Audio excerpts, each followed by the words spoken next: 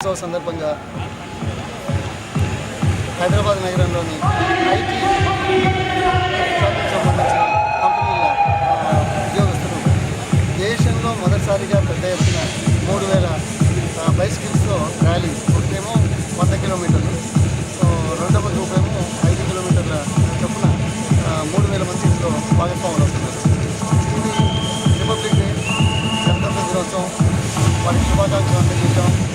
ఇటువంటి ప్రక్రియ ఆర్గనైజ్ చేసిన నిర్వాహకులు ప్రత్యేకంగా అభినందించాలి. ముఖ్యంగా అట్లాంటా ఫౌండేషన్ వారు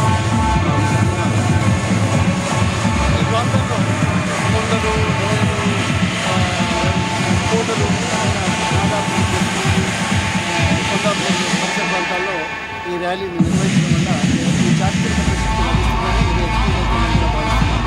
దీంతో పాటు ఈ మూడు ప్రాంతాలు కొండాపూర్, మాదాపూర్, గచ్చిబౌలి ప్రాంతాల్లో బైసికల్ ట్రాక్స్ను ప్రభుత్వం ఏర్పాటు చేయడానికి ఆలోచిస్తున్నారు.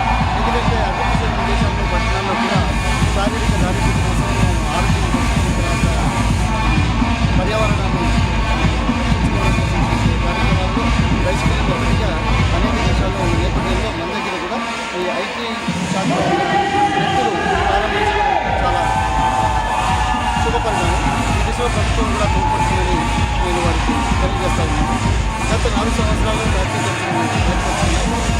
ఈ మధ్యన జరిగిన పార్ట్నర్షిప్ సభ్యులు కూడా దాదాపు 22,000 కోట్ల పెట్టుబడులతోటి ప్రతిపాదనలు వచ్చాయి.